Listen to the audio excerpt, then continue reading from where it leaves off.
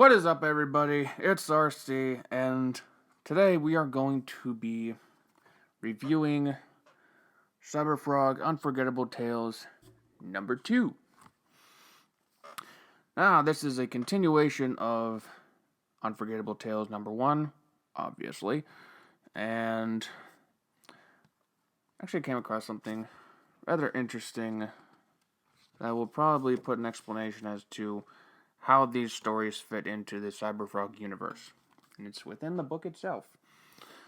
So, this is from Ethan Van Sciver's own mouth. So, he says in a little explanation at the beginning of the book, he says, Cyberfrog wasn't fully developed as a character, and we didn't meet the rest of his cast like Heather Swain, Chelsea, Salamandroid, or Rumblebee until Harris Comics purchased the rights to the comic book in 1996. He wasn't called Trick Ron yet, and didn't have a stated mission other than killing bad guys, which Cyberfrog does a lot of killing in all of these books. So, probably more of an anti-hero than a superhero. And again, continue here.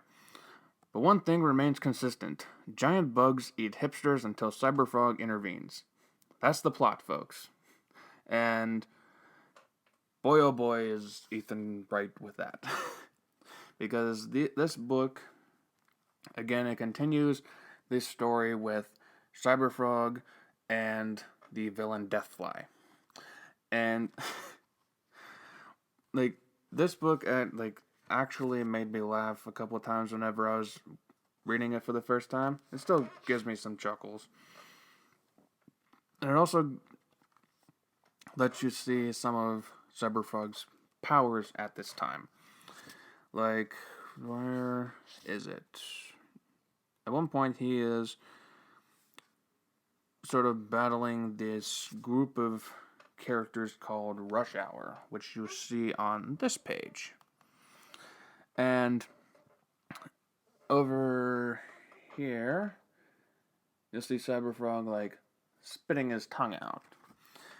And with that comes the tiny little explosives that are latched onto Cyberfrog's tongue, and they all go kablooey.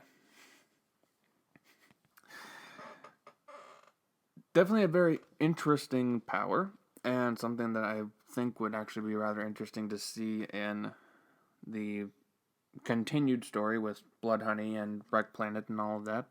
Who knows? Guess we'll see if that is a power that Ethan decided to keep with Cyberfrog. But then, we also get into more of the creepy, horror movie-esque vibes of Deathfly, with him pretty much pulling out of his own skin to transform into that creepy-ass character, and him getting introduced to Ethan's version of hell, which is apparently something called Nadir. Something right next to hell. And they say it right in this panel. Oh, it's rather interesting because it's something that is supposed to be like an equivalent to hell, but it doesn't take itself anywhere near as seriously. It says, okay, Deathfly, then there's this guy called Osiris. So, Deathfly says, oh, where am I? And Osiris says, this is Nadir. What's Nadir? It's geographically the lowest sphere in comic art. Oh my. And then I get into other jokes, which I'm not going to spoil those ones, but I just wanted to get into that. There's two other ones right after it, which are actually pretty funny. And then they bring in, Barney the dinosaur. This is, part of Nadir, and it's funny. Oh, my. Then there's some self-referential humor with Cyberfrog making fun of Trent Kanuga, and Trent Kanuga is the one who is creating Creed, which is another comic property that is coming back from the 90s, and that's another campaign that I backed. So I'm definitely going to be checking that one out and giving a review whenever that comes out.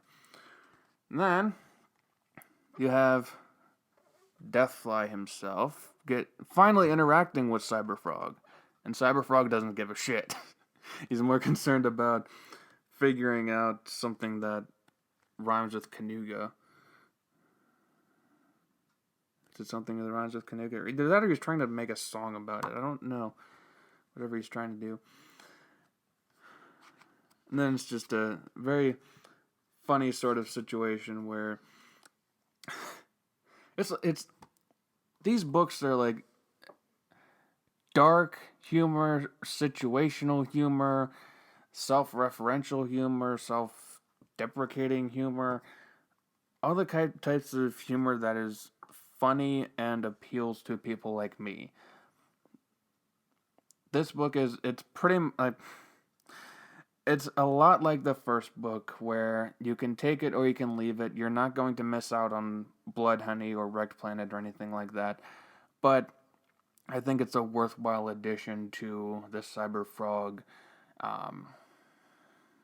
property. And if you are a big Cyberfrog fan like myself, then you're definitely going to want to pick up this book.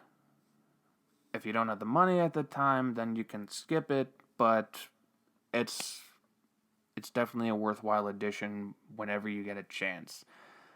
Check out this book. Check out Unforgettable Tales #1. Unforgettable Tales #3. I know I mentioned that in the previous review, but that one doesn't come out until Warts and All gets released. I can't remember if I asked people if they had seen it already, but I know that people wouldn't have because that just came to my mind. But whenever Warts and All comes out, I'll do that review for that. I'm going to keep doing these books. I'm going to keep doing whichever ones come in. So, yeah. What are you guys' thoughts on Unforgettable Tales #2? Did you enjoy it? Do you guys think it's a good addition to the property?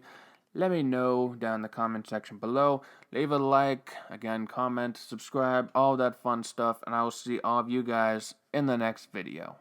Peace out.